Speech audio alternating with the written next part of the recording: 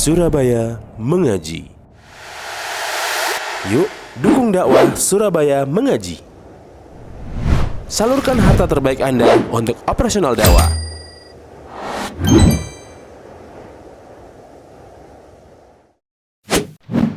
SM Store, amanah dalam muamalah. Wala takilna ila anfusina tarfata ain. Bapak Ibu sekalian, kaum muslimin, muslimat, jamaah Masjid Riyadus Salma, rahimani wa rahimakumullah. Semoga Allah senantiasa merahmati kita sekalian. Alhamdulillah pada malam hari ini kita bisa berkumpul di bulan Ramadan, bulan yang mulia ini. Maka ini adalah sebuah nikmat yang sangat besar, yang mana di antara sekian banyak nikmat Allah yang tidak terhingga banyaknya, Allah Subhanahu wa taala masih mencurahkan kepada kita banyak sekali kenikmatan demi kenikmatan. Oleh karena itu kita sebagai hamba harus berusaha pintar-pintar untuk mensyukuri nikmat-nikmat tersebut. Karena banyak sekali nikmat-nikmat yang kita anggap biasa, nikmat-nikmat yang kita lupakan, Bapak Ibu sekalian. Kita anggap kecil mungkin, padahal bagi orang lain nikmat tersebut adalah impian seumur hidupnya, yang mungkin tidak mungkin dia dapatkan nikmat itu. Setiap hari kita dapatkan. Kita misalnya punya mata, bisa melihat cahaya, bisa melihat warna. Bagi mereka yang terlahir semenjak lahir dalam keadaan buta, maka nggak bisa melihat. Maka nikmat mata ini adalah nikmat yang impian buat mereka. Kita punya kaki, kita bisa berjalan, Bapak Ibu sekalian. Bagi kita mungkin biasa nikmat kaki itu, tapi coba mereka yang dari kecil lumpuh, dari kecil tidak punya kaki, mereka ingin bertukar posisi dengan kita sekalian. Kita bisa berkumpul dengan keluarga, bisa buka bersama dengan anak-anak, dengan keluarga. Bagi kita mungkin biasa, tapi bagi sebagian saudara kita yang lain, yang mungkin negerinya sedang perang, sedang dalam keadaan genting dan lain sebagainya, maka itu adalah sebuah nikmat yang sangat mahal, Bapak Ibu sekalian. Oleh karena itu, mari kita banyak-banyak bersyukur kepada Allah Subhanahu wa taala. Terlalu banyak, bahkan tidak mungkin untuk kita hitung. Allah Subhanahu wa taala berfirman, "Wa in ta'uddu ni'matallahi la tuhsuha." Seandainya kalian mau menghitung berapa nikmat Allah Subhanahu wa taala, niscaya kalian tidak akan sanggup menghitungnya. Artinya untuk mengetahui jumlahnya saja nggak akan mungkin. Berapanya saja nggak mungkin bisa dihitung. Coba nikmat di rambut Bapak Ibu sekalian, ada berapa? Pernah ada yang bisa ngitung? Yang rontok berapa? Maka demikian banyak nikmat-nikmat Allah Subhanahu wa taala, termasuk diantaranya pada malam hari ini kita bisa berkumpul. Mudah-mudahan berkumpulnya kita pada malam hari ini mendatangkan rahmat Allah Subhanahu wa taala, mendatangkan ampunan untuk kita sekalian, dan menjadi jalan kita menuju surganya Allah Subhanahu wa taala. Allahumma amin. Kemudian Bapak Ibu sekalian rahimani wa rahimakumullah, saya tidak tahu ada acara anak-anak tadi adik-adik, jadi banyak anak-anak kecil, ada adik kecil di sini. Maka saya juga ingin menyinggung sedikit, kalau tadi judulnya adalah nikmatnya surga, maka perlu juga kita bahas tentang nikmatnya anak yang soleh. Nikmatnya anak yang soleh.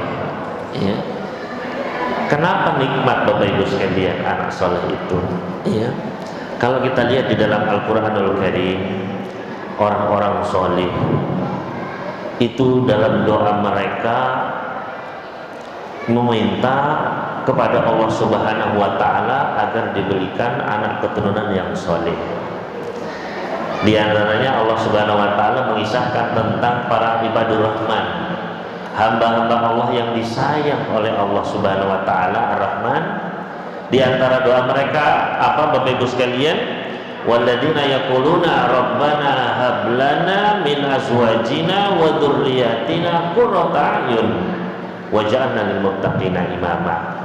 Jadi para ibadur rahman itu mereka berdoa, Rabbana hab lana, ya Allah anugerahkanlah kepada kami min azwajina, dari pasangan-pasangan kami, dari anak-anak keturunan kami, qurrata a'yun, penyejuk mata. Jadi orang-orang yang soleh, yang disayang oleh Ar-Rahman, itu mintanya anak soleh. Bahkan Nabiullah ya, Khalilur Rahman, Nabi Ibrahim alaihissalatu wassalam, beliau doanya apa Bapak Ibu sekalian? Beliau meminta, Rabbi habli minas salihin, ya Allah berikanlah kepadaku anak-anak yang termasuk di antara orang-orang soleh.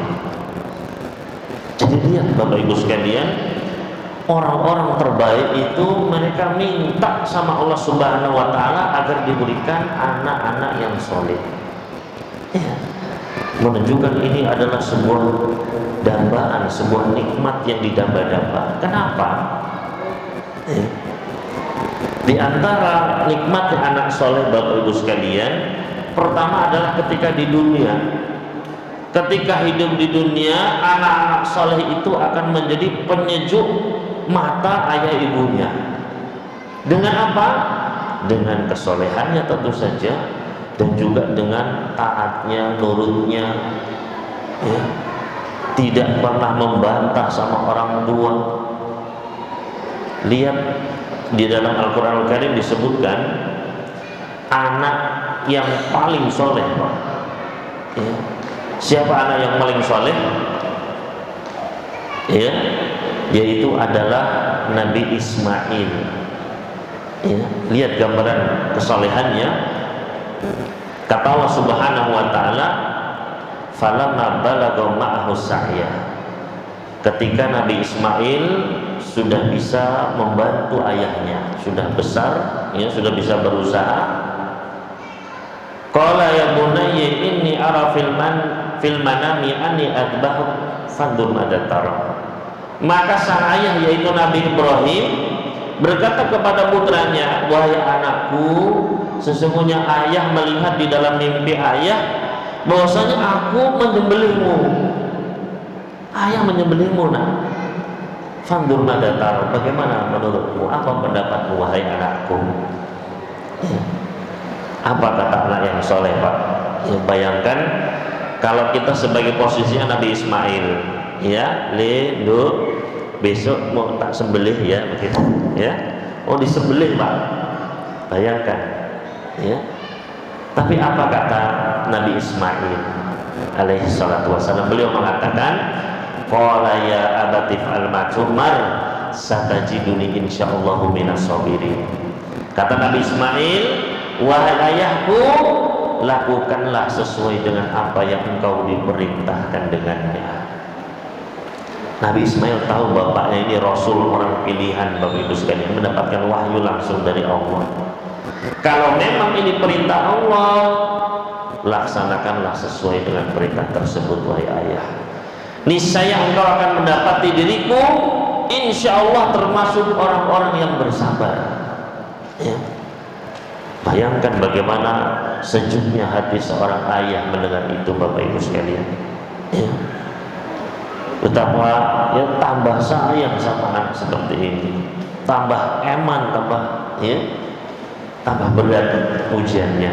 Maka Bapak Ibu sekalian rahimani wa rahimakumullah, di dunia ya seperti itu sejuknya, seperti itu nikmatnya anak yang soleh, membantu ayahnya, taat kepada ayah ibunya, menyenangkan ayah ibunya, luar biasa.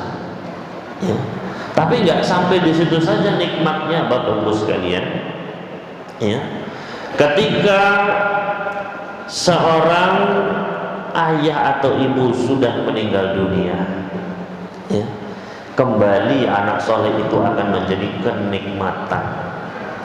Simak apa sabda Nabi alaihissalatu wassalam. Beliau pernah bersabda, idza mata ibnu adam in qata'a anhu 'amaluhu illa min salas.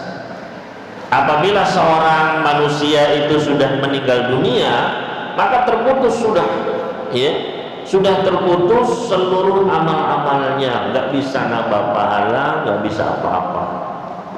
Sudah meninggal dikubur, Pak. Ya. In qata'a anhu amalu, terputus sudah semua amalannya kecuali dari 3 perkara. Apa saja 3 perkara tersebut, Bapak Ibu sekalian? Yang pertama adalah an ilmin yuntafa'u bihi, ilmu yang bermanfaat, wa sadaqatin jariyah, sedekah yang terus mengalir pahalanya. Yang ketiga apa? Wa waladin shalihin yad'ulah, anak soleh yang terus menerus mendoakan dirinya. Maka lihat Bapak sekalian, ketika seorang ayah, seorang ibu sudah meninggal dunia, anak soleh ini menjadi penyejuk hatinya ketika dia di dalam kuburnya. Ya.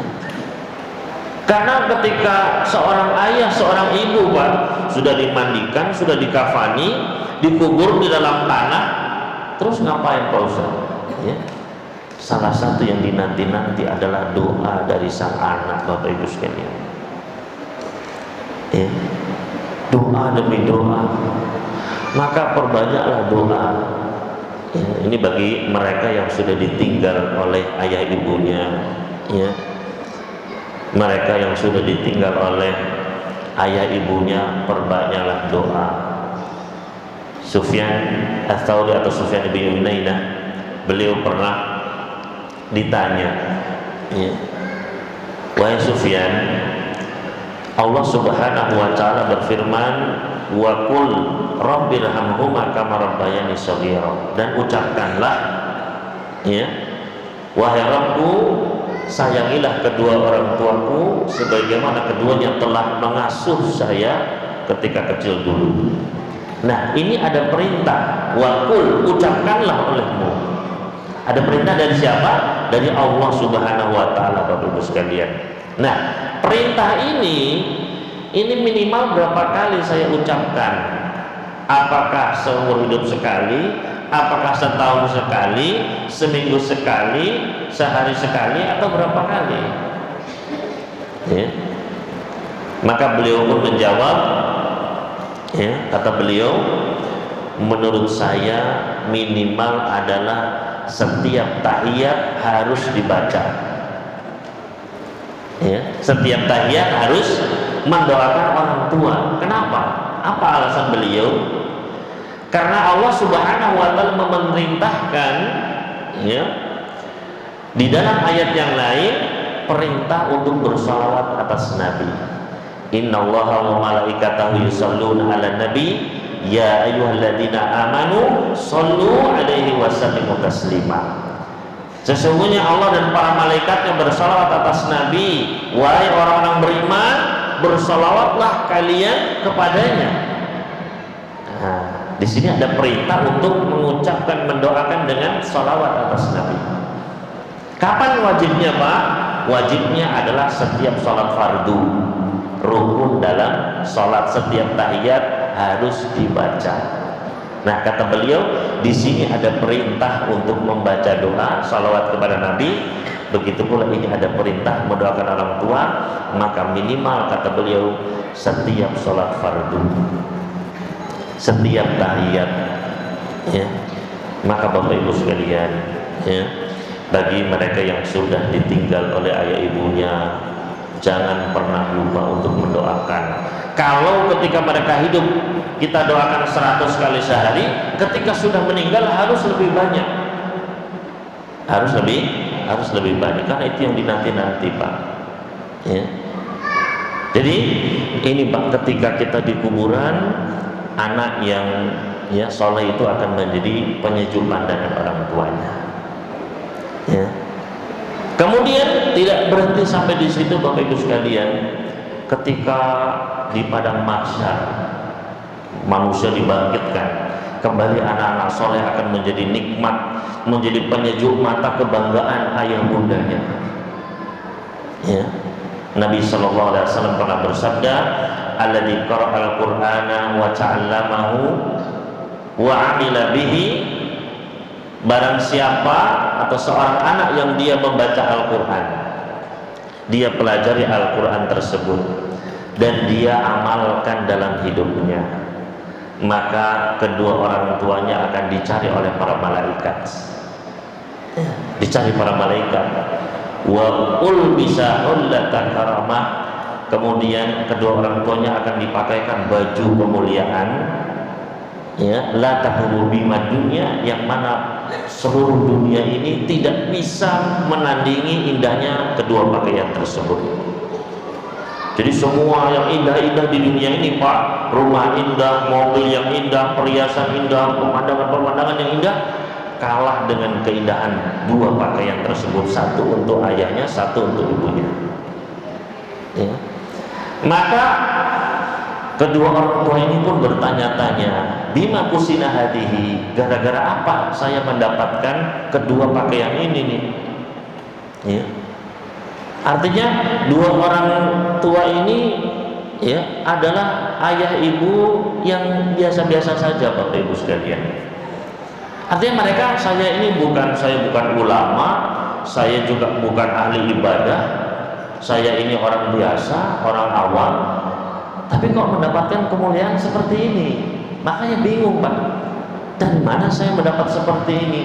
Sedangkan saat itu, Bapak Ibu sekalian, bayangkan ini di padang mahsyar, yang mana kata Nabi sallallahu alaihi wasallam, yusyarun nasu hufatan uratan ghurla. Pada hari kiamat manusia itu dikumpulkan dalam keadaan hufat, tidak bersendal, uratan, tidak berpakaian, ghurla, tidak berkhitan. Jadi orang tua ini bingung, loh kok saya yang dapat? Lah ini jutaan orang tua, atau mungkin bahkan triliunan ayah, triliunan ibu, ini telanjang semua, Bapak Ibu sekalian.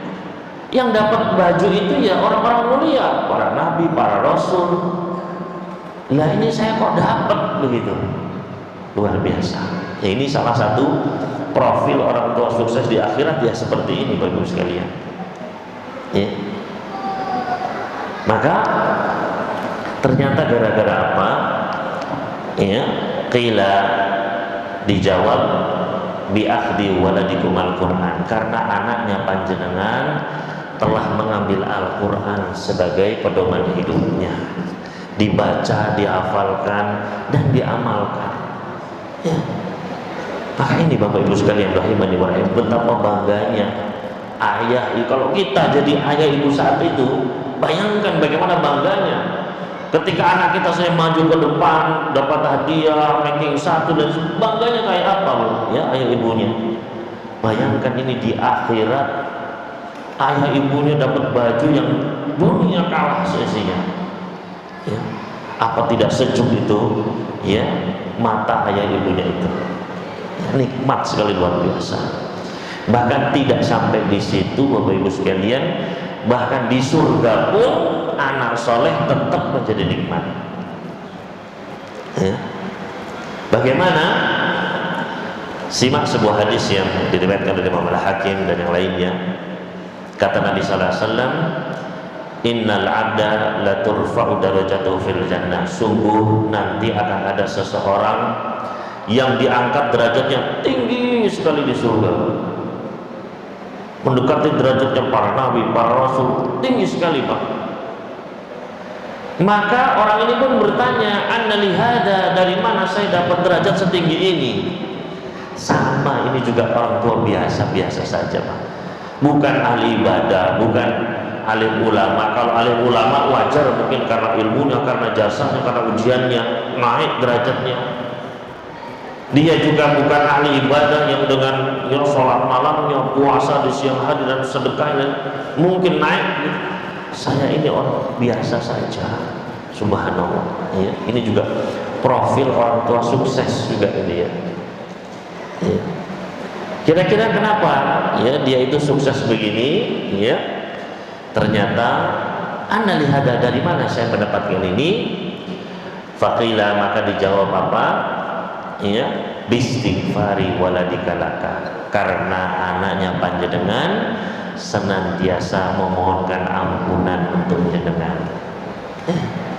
Jadi anaknya selalu memintakan ampunan untuk ayah ibunya, selalu mendoakan Rabbighfirli wa liwalidayya warhamhuma kama rabbayani shaghira. Lagi naik motor, ya Allah sayangilah kedua orang tua saya, ampunilah keduanya. Lagi masak, ya Allah orang tua saya dikubur yang muliakanlah, ampunilah. Terus begitu, luar biasa ya. Karena anaknya panjenengan selalu memintakan ampunan, luar biasa. Makanya tadi saya ingatkan ya, benar-benar ya, yang sudah meninggal orang tuanya perbanyak mohonkan ampunan. Makanya kata orang-orang soleh terdahulu ya, mereka mengatakan laisa syai'un anfa'u lil mayyiti minal istighfar. Enggak ada amalan yang lebih bermanfaat bagi orang yang sudah meninggal daripada permohonan ampunan untuk mereka ya. Makanya kita jadi anak jangan pernah melupakan ya. Terkadang setahun sekali baru mendoakan ya. Jangan ya. Setiap saat perbanyak, itu menjadi kebahagiaan, itu yang dinanti-nanti ya. Menjadi cahaya di kubur-kubur mereka. Banyak orang tua yang sudah menyesal, Bapak Ibu sekalian, menyesal di dalam kuburnya ya. Karena nggak ada yang mendoakan, anak-anaknya sibuk dengan dunia ya, jauh dari ilmu agama, jauh dari pengajian yang mengingatkan tentang akhirat, menghadirkan ilmu apa yang harus dilakukan di dunia ini ya. Jauh, kering ya. Maka kita butuh seperti ini. Maka Bapak Ibu sekalian, ini nikmatnya ya, gambaran kecil karena sudah malam ini Bapak Ibu sekalian ya. Gambaran kecil kenikmatan anak yang soleh. Banyak lagi kalau kita gali dari Al-Quran maupun hadis-hadis. Maka yang penting ya, bagaimana sih caranya mendapatkan anak yang soleh. Nah, ini yang penting Bapak Ibu sekalian ya. Bagaimana cara kita memperoleh anak yang soleh. Nah ya, maka Bapak Ibu sekalian rahimani wa rahimakumullah, di antara ya sebenarnya caranya itu panjang ya, dan kompleks, terlalu banyak variabelnya. Namun setidaknya di sini ada tiga hal yang ingin saya ingatkan Bapak Ibu sekalian, tiga kiat ya, yang mudah-mudahan bermanfaat. Yang pertama Bapak Ibu sekalian, yaitu adalah doa ya. Untuk mendapatkan anak soleh, maka ini kunci yang paling penting adalah apa? Berdoa ya. Kenapa doa?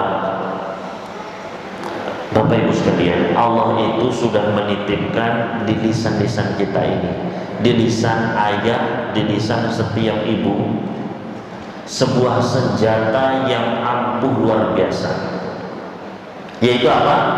Doa yang mustajabah di lisannya orang tua. Nabi SAW pernah bersabda, salatu da'awatin mustajabatin la syakka fihinna. Ada tiga doa yang pasti diijabah sama Allah, tidak ada keraguan, pasti dijawab sama Allah. Salah satunya apa? Kata Nabi SAW, da'watul walidi li waladihi, doanya seorang ayah, seorang ibu bagi anaknya ya. Ini luar biasa ya. Dititipkan di lisan kita dan bisa dipakai setiap saat berkali-kali. Ini yang harus diingat Bapak Ibu sekalian ya. Kenapa? Karena banyak orang tua yang melalaikan ini, akhirnya jarang mendoakan anak-anaknya ya. Padahal ini kalau dia doanya itu mustajabah ya. Bayangkan ada senjata ampuh tapi dianggurin begitu saja, nggak pernah dipakai, kan sayang ya. Maka Bapak Ibu sekalian rahimani wa rahimakumullah, khususnya ya para ibu-ibu ya, lisan kita ini perbanyaklah doa untuk anak-anak kita Bapak Ibu sekalian Kalau kita doakan itu kan banyak yang harus didoakan itu untuk anak-anak. Dan doakan masing-masing setiap anak. Kalau anaknya dua ya doa untuk anak pertama, doa untuk anak kedua. Kalau ada tiga, yang ketiga begitu. Ya. Biar mantap Bapak Ibu sekalian. Doakan untuk dunia mereka, ya Allah berikan anak-anakku lingkungan yang baik. Berikan kepada anak-anakku teman-teman yang soleh solihah. Berikan guru yang soleh solihah. Karena banyak guru jadi predator anakku sekalian, hati-hati. Ya. Berikan ya sahabat-sahabat yang soleh solihah. Ya, mudahkan untuk mencari ilmu di sekolahnya, mudahkan untuk menghafal Al-Quran. Doakan. Ya. Begitu pula untuk yang mereka yang sudah remaja, ya, mudah-mudahan nanti diberikan ya jodoh yang soleh, diberikan anak-anak keturunan, diberikan pekerjaan yang baik, ya. Atau bahkan itu sudah dari kecil sudah didoakan bagus sekali terus begitu.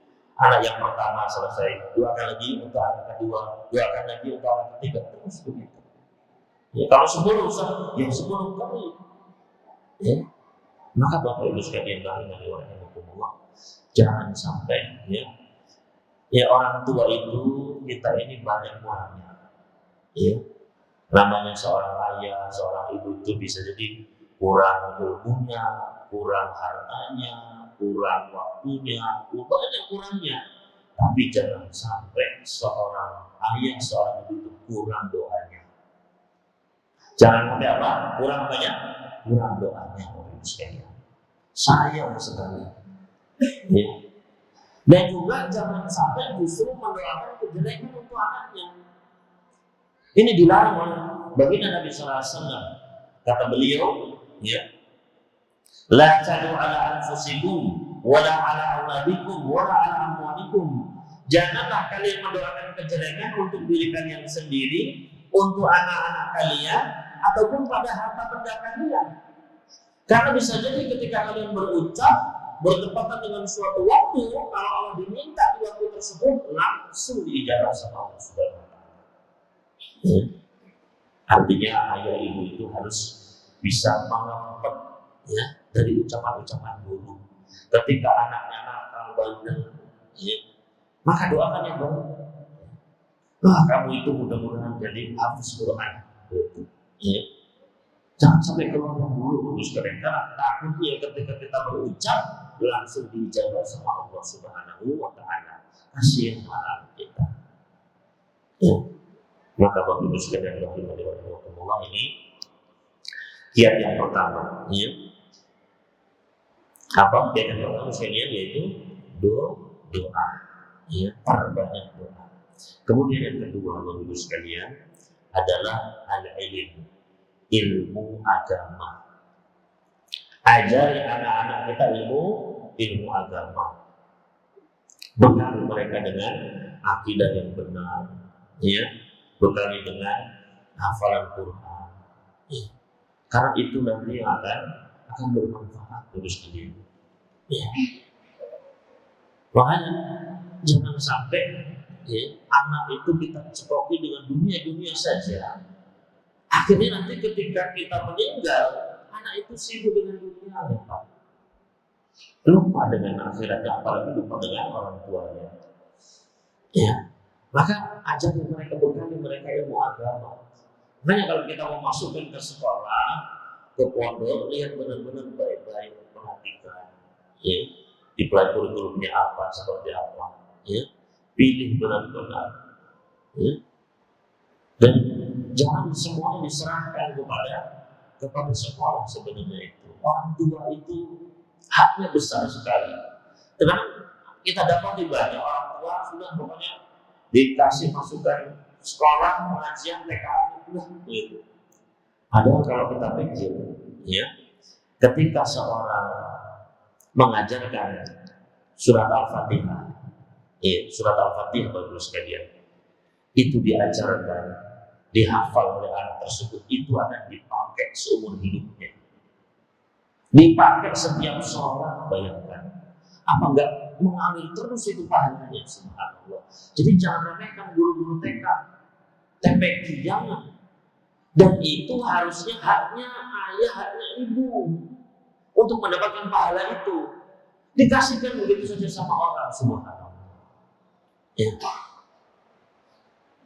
Memang jadi orang tua itu berat Bapak sekalian. Tapi di situ juga imbalannya itu besar dari Allah Subhanahu wa taala. Ya. Orang tua harus banyak berkorban. Iya, berkorban waktu, nggak punya me time, terus diganggu sama anak-anak. Tapi ganjarannya itu besar.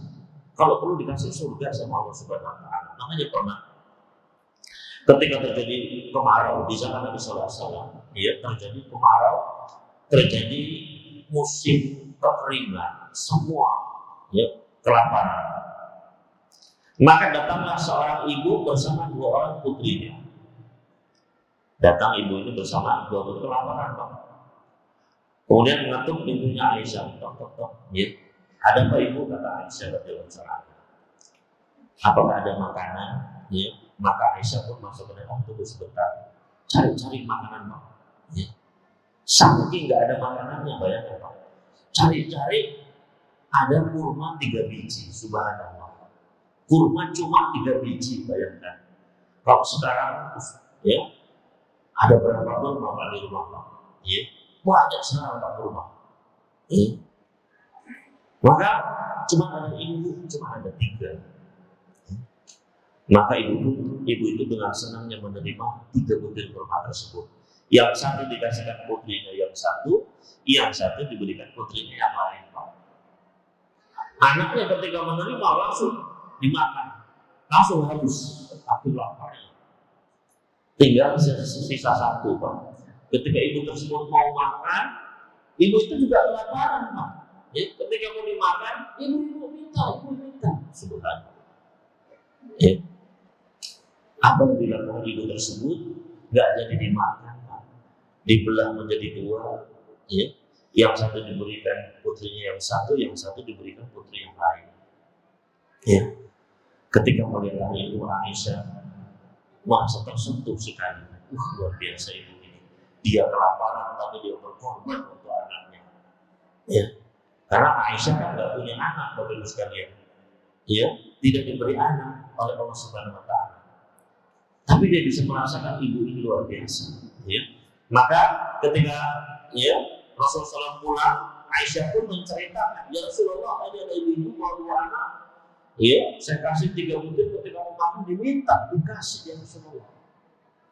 Apa kata Nabi Sallallahu Alaihi Wasallam? Ya, Allah Subhanahu Wa Taala memberikan kepada ibu tersebut surga.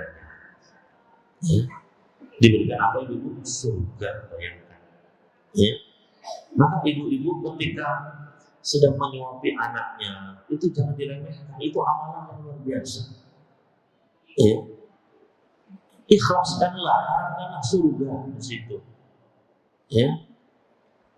Maka diajak sholat jenazah, bingung dia, gak tahu caranya, subhanallah, gak ngerti.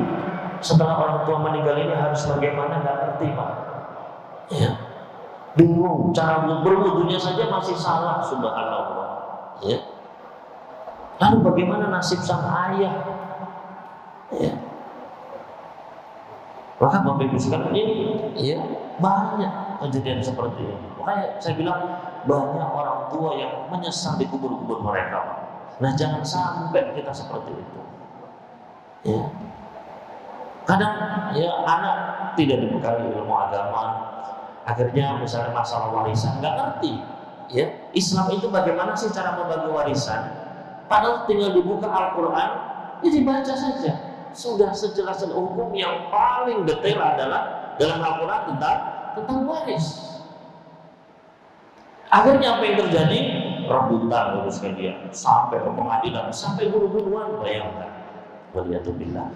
Lalu bagaimana nasib sang ayah, sang ibu? Apa nggak sedih? Maka Bapak Ibu sekalian rahimani wa rahimakumullah, kuncinya adalah bekali mereka ilmu agama. Ya. Karena ilmu ini kunci semua segala kebaikan. Kata Nabi sallallahu alaihi wasallam, "Man yuridillahu bihi khairan yufaqihu fid din." Barang siapa yang Allah inginkan kebaikan pada dirinya, Allah akan fakihkan dia, pahamkan dia terhadap agamanya, ilmu agama Pak. Bukan ilmu dunia Pak. Makanya tadi orang tua yang sukses, yang dapat baju, ya, yang naik derajatnya tadi, apakah karena anaknya cerdas, profesor, atau karena anaknya memiliki jabatan tinggi, menjadi presiden misalnya? Apakah karena anaknya, ya, menciptakan sesuatu? Enggak Pak. Karena anaknya anak yang soleh.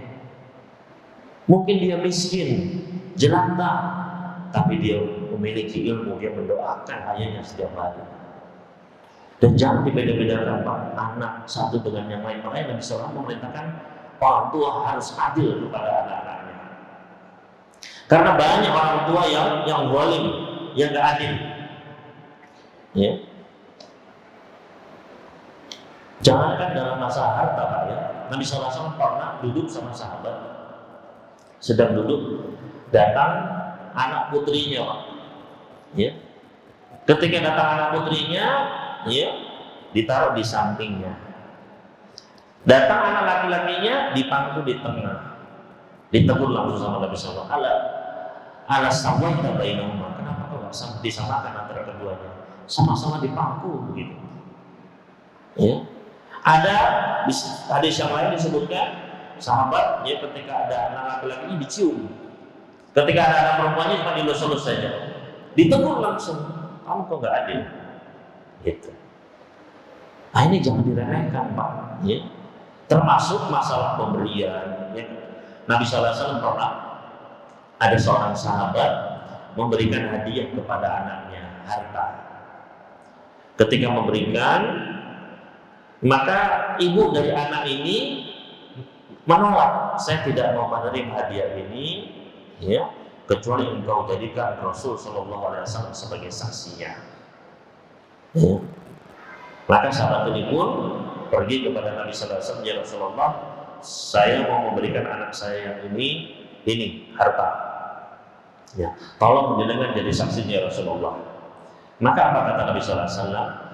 Apakah kamu memberikan hadiah seperti ini kepada seluruh anak-anakmu? Semuanya dikasih seperti ini? Enggak ya Rasulullah. Apa kata Nabi Sallallahu Alaihi Wasallam? La asyhadu ala jaurin. Saya tidak akan bersaksi pada suatu kezaliman. Maka Bapak Ibu sekalian, ya, ini sebuah kezaliman. Samakan kalau itu adalah pemberian, ya, hadiah. Yang satu diberi misalnya rumah, yang lain juga harus sama. Ya. Ini kalau saya berbicara kepada seorang ayah, tapi kalau sebagai anak, kita yang sebagai anak, ternyata orang tua kita membedakan, maka kita harus bersabar. Ya, jangan sampai, wah ayah saya dolim Ustaz. Jangan. Kamu tetap harus berbakti kepada ibu, tetap harus mendoakan seperti apapun keadilnya ayahnya. Gak boleh kamu nuntut, gak boleh teriak-teriak gitu. Ya. Tapi kalau bicara sama ayahnya, Anda tidak adil, Anda harus berbuat adil, Anda zalim kepada anak begitu. Ya. Maka Bapak Ibu sekalian yang rahimani wa rahimakumullah, ini penting. Ya, penting. Nah, semuanya basicnya apa? Ilmu agama itu penting sekali. Jangan diremehkan. Khususnya masalah keimanan, masalah akidah, benar-benar ditancapkan. Karena kunci kalau kita ingin kumpul sama anak keluarga kita nanti di surga, ya, biar bisa kumpul lagi di surga, syaratnya itu ada dua. Ya, biar bisa kita kumpul lagi sama anak cucu kita di surga, syaratnya berapa? Ada dua. Yang pertama adalah harus iman. Ya, Allah Subhanahu wa taala berfirman, "Walladzina amanu wattaba'athum dzurriyyatuhum biimanin alhaqna bihim dzurriyyatahum." Dan orang-orang yang beriman dan diikuti oleh anak keturunan mereka dalam keimanan, kami akan susulkan mereka, kumpulkan mereka di surga. Ya, berarti harus apa? Harus iman. Karena namun banyak anak muda sekarang Bapak Ibu sekalian yang murtad waliyadzubillah. Banyak yang jadi ateis, banyak di media-media sosial begitu ya. Ustaz ini begini, ateis, ya, asalnya jilbaban, kurkupan bahkan udah copot Ustaz, bahkan nggak mengakui adanya Tuhan. Innalillahi wa inna ilaihi raji'un. Ya. Maka bagi mereka ilmu agama sekalian, ya. Kalau membesarkan anak fisiknya saja itu gampang, ya. Tapi apa yang mereka input, apa yang mereka baca, apa yang mereka tonton, apa yang mereka dengar itu yang lebih berbahaya. Ya. Maka ini tugasnya. Tadi pertama jangan sampai murtad iman. Yang kedua adalah beramal soleh. Ya. Allah Subhanahu wa taala firman, "Jannatu 'adn yadkhulunaha wa man shalaha min abaihim wa azwajihim wa dzurriyyatihim." Surga Aden nanti mereka akan memasukinya bersama orang-orang yang soleh dari bapak-bapak mereka, pasangan-pasangan mereka, dan anak keturunan mereka. Maka iman dan amal soleh ini penting. Ya, kuncinya apa? Bekali ilmu agama. Dan yang terakhir Bapak Ibu sekalian, ya, tadi yang pertama doa, yang kedua ilmu, yang ketiga, ya, dalam rangka untuk memperoleh anak soleh adalah mulai dari diri sendiri dulu Pak. Ya, hendaknya kita mempersoleh diri kita. Hendaknya orang tua sendiri adalah banyak-banyak beramal soleh. Karena yang namanya buah itu Pak tidak jauh jatuhnya dari pohonnya. Ya. Ketika jatuh ya dekat dengan pohonnya. Maka ketika orang tuanya saleh, insya Allah, ya, maka buah itu tidak akan jauh jatuhnya Bapak sekalian. Makanya orang-orang saleh sebelum kita, mereka mengatakan kepada anak-anaknya, ya bunayya azidu fi sholati min ajrik. Wahai anakku, ayah ini menambah sholat ayah. Sholat malam, ibadah-ibadah min ajlik untukmu wahai anakku, agar kamu dijaga. Karena kalau orang tuanya saleh, itu anak keturunannya akan dijaga. Ya. Makanya ketika di dalam surat Al-Kahfi, ya, kisah ketika Nabi Musa bertemu dengan Nabi Khidir, ya, salah satu kisahnya kan ada tembok yang mau runtuh, maka dibangun, ya, dibangun Nabi Khidir. Nah kan Nabi Musa pun bertanya, ya, kenapa kok ini dibangun? Kenapa nggak minta bayaran? Kita kan kelaparan nih, nggak ada makanan, kok malah gratisan bangun tembok, gitu. Ya. Maka apa kata Nabi Khidir? Ya, ternyata di bawah tembok tersebut ada kans, ya, milik dua orang anak yatim, wa kana abuhuma shalihan, dan ayahnya dua anak yatim ini adalah orang soleh. Makanya dijaga sama Allah Subhanahu wa taala. Bahkan di beberapa, ya, kitab tafsir disebutkan bapaknya ini bukan bapaknya langsung, tapi eyangnya yang ketujuh, ya, eyangnya yang sudah istilahnya begitu ya, jaga waret apa udek-udek apa kait siwur apa ya, sudah jauh Pak, ya. Jadi eyangnya yang ketujuh ini, 7 generasi masih dijaga sama Allah Subhanahu wa taala. Ya. Wa kana abuhuma shalihan, bapaknya soleh, anaknya dijaga sama Allah Subhanahu wa taala.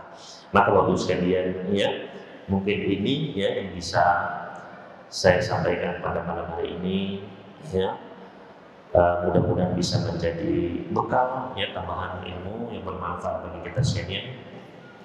Dan selanjutnya mungkin kita akan ada sesi tanya jawab nih. Bagi memang apabila ada pertanyaan dari Bapak sekalian silakan ditanyakan. Mudah-mudahan saya bisa menjawabnya sejauh ilmu yang saya ketahui. Wallahu ta'ala. Saya kembalikan kepada moderator kita. Wallahu ta'ala.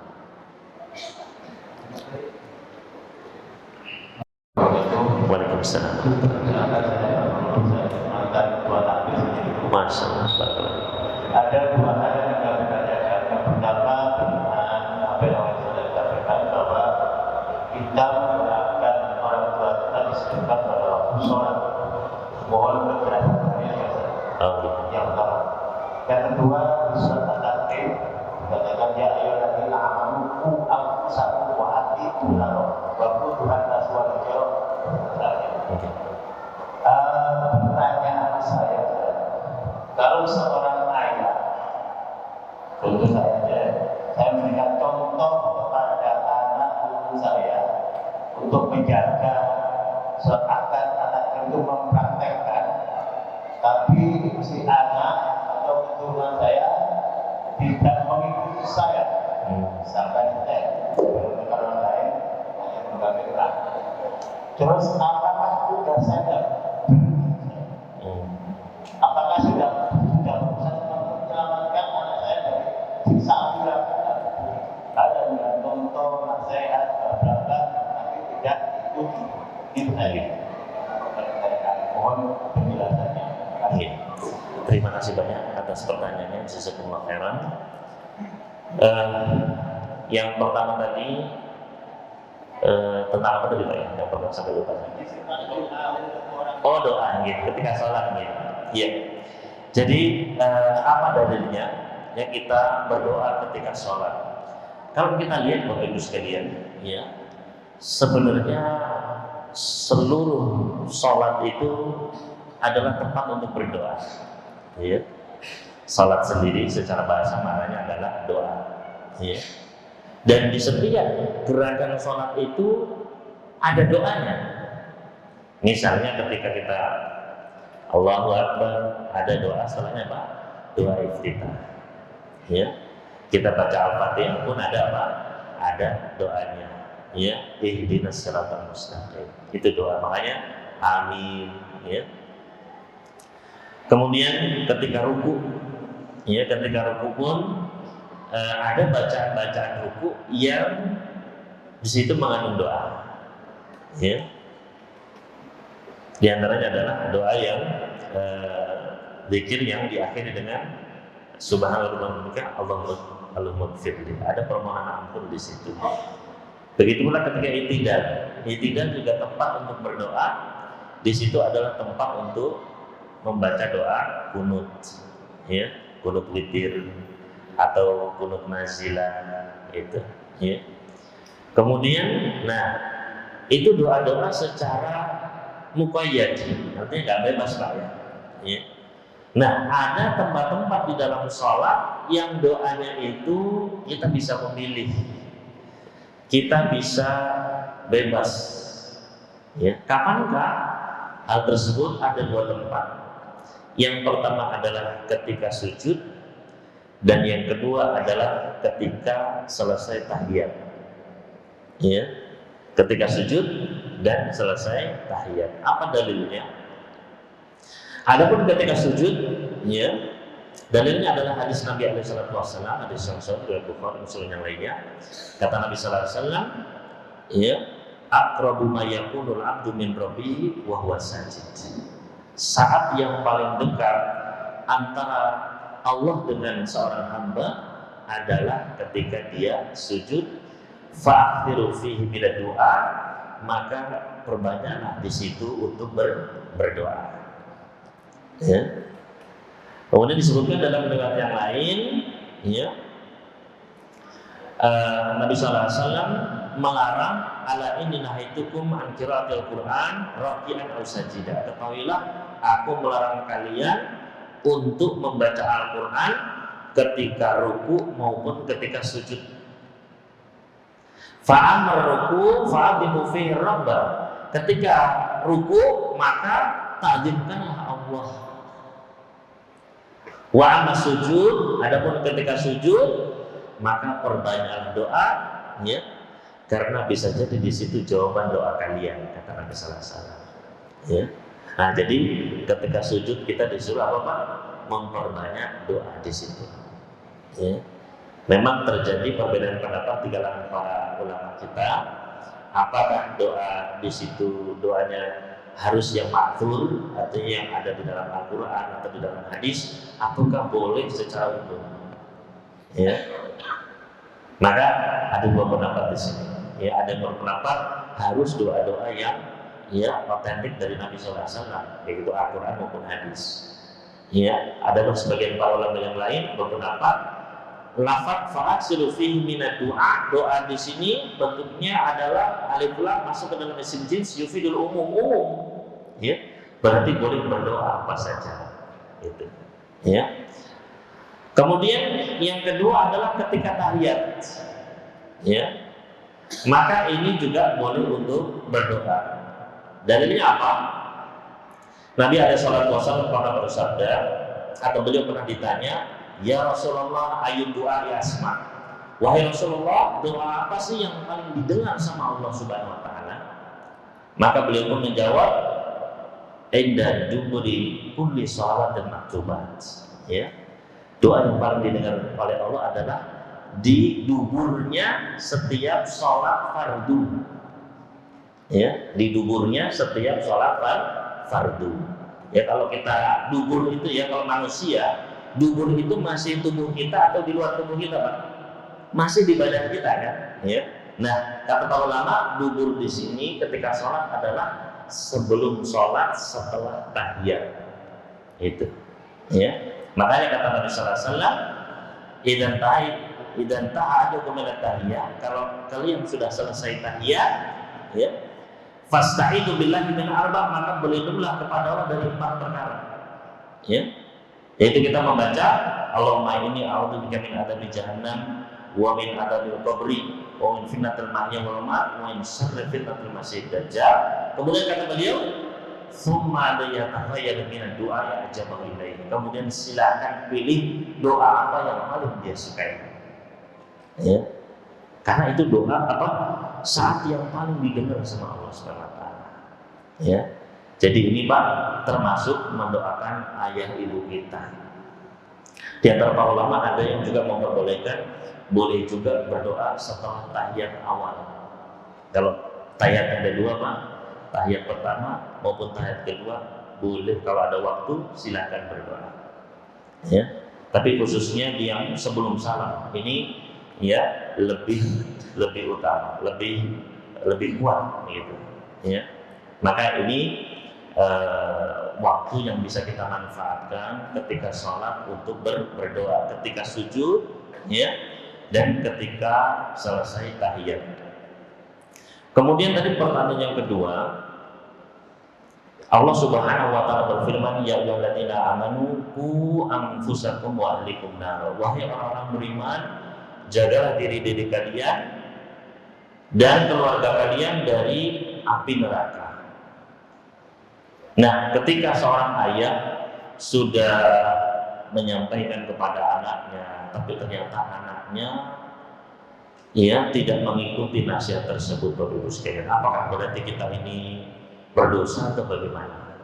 Ya, maka Bapak Ibu sekalian, kalau memang kita sudah menjalankan, ya sudah benar-benar menjalankan tugas kita, maka insya Allah kita sudah ya terlepas dari beban tersebut. Kita sudah tidak berdosa. Sebagaimana Nabi Nuh Bapak Ibu sekalian, anaknya musyrik. Ya. Ketika Nabi Nuh naik kapal, anaknya diajak, "Ya bunayya irkab ma'ana." Ya. "Ayo anakku naik bersama ayah sini." Ya. Mana enggak? Ya. Sa'awi ila jabal ya'simuni minal ma'. Saya akan cari gunung yang tinggi untuk menjaga diri saya dari air. Ya.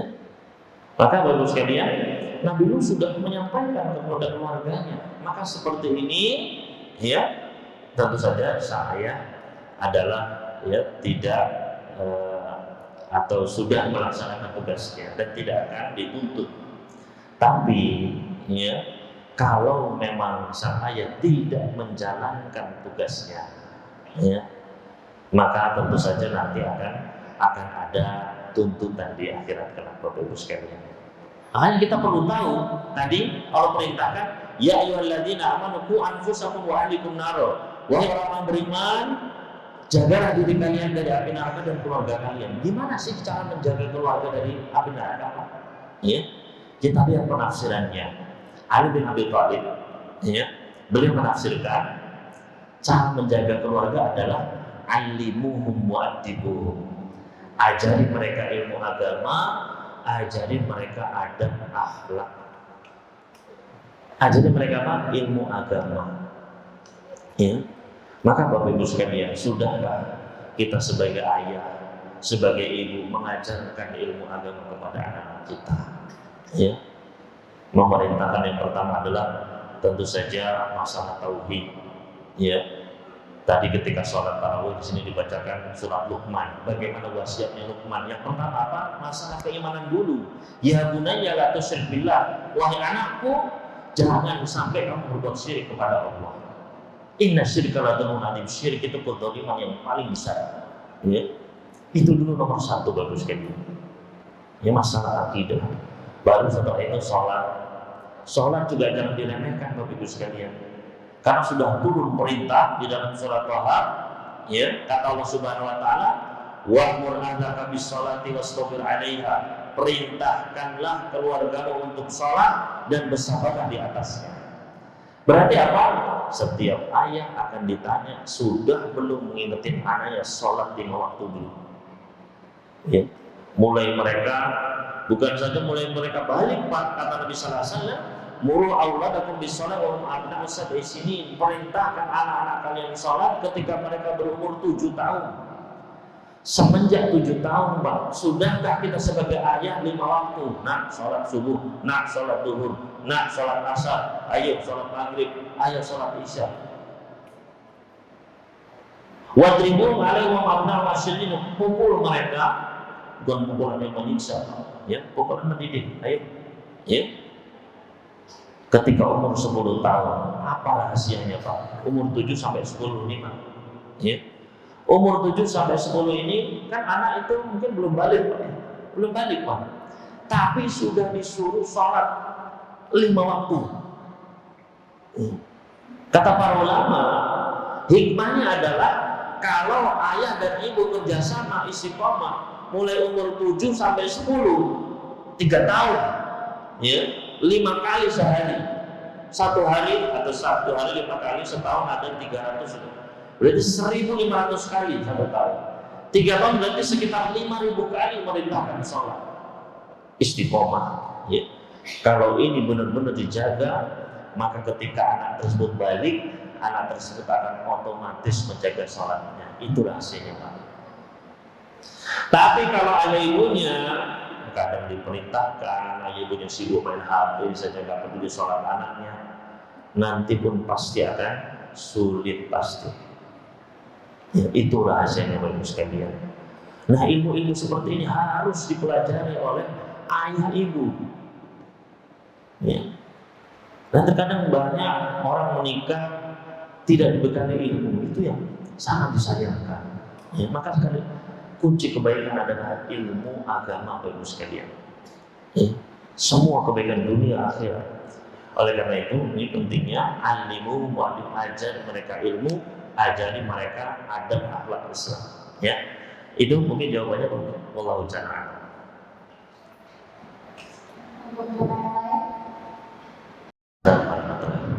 Terima kasih untuk waktunya. Sungguh benar kita minta soleh. Namun anak itu sekarang ada anak-anak adopsi. Nah, waktu anak-anak itu berdoa kepada siapa? Pada saat anak itu adopsi, ibu kandungnya ayah kandungnya rasanya dijaga. Yang terima kasih. Jazakumullah khairan atas pertanyaannya. Bagaimana dengan seorang anak angkat, Pak? Ya, anak yang diangkat, Pak, ya, diadopsi, ya. Bapak Ibu sekalian, yang namanya nasab itu sudah mulai menentukan, Pak. Ya, nggak bisa dirubah. Yang melahirkan ya rahim ibunya, ya, dari ayah kandungnya, itu tidak mungkin bisa dihapuskan. Ya. Maka seorang anak, meskipun dia adalah anak pungut, anak angkat, ya, tetap dia harus mendoakan kedua ayah ibunya yang sudah menjadikan ya, jadi Allah jadikan dia sebagai jalur untuk dia itu keluar ke dunia ini, Pak. Ya. Karena seorang ibu ketika melahirkan itu kan sakit, Pak. Itu nggak mungkin dibalas oleh seorang anak. Makanya pernah ada seorang naik haji, Pak. Naik haji sama ibunya digendong, ya. Ibunya digendong, Pak. Bayangkan, ya dari rumah ke Mekah, di Mekah, Sa'i, ibunya digendong terus, Pak. Ya. Bayangkan betapa beratnya itu, Pak. Nah, sekarang suruh dorongnya keberatan, padahal pakai kursi roda, ini digendong, Pak. Ya. Nah, ketika anak ini sudah selesai, ya, haji gendong ibunya, dia bertanya kepada sahabat Abdullah bin Mas'ud, wahai Ibnu Mas'ud, apakah menurut panjenengan saya ini sudah membalas budi ibu saya? Ya. Sudah, ya, tuntas. Ya. Apa kata Abdullah bin Mas'ud? Ayyuka, wahai anak yang tidak tahu diri. La wala talaqah, satu kontraksi saja di mulusnya ibumu itu belum terbalaskan. Belum ada apa-apa. Ya. Artinya apa? Artinya ketika seorang itu dia meskipun sebagai anak angkat, tetap dia doakan kepada ayah ibu kandungnya. Bukan berarti kemudian dia melupakan ayah angkat, tidak. Juga dia sisipkan doa bagi ayah ibu angkatnya juga, Pak. Begitu sebagai bentuk terima kasih dia, ya, jasa-jasa mereka yang besar, ya. Tapi tetap harus mendoakan ayah ibunya, ya. Jadi itu pola bicara.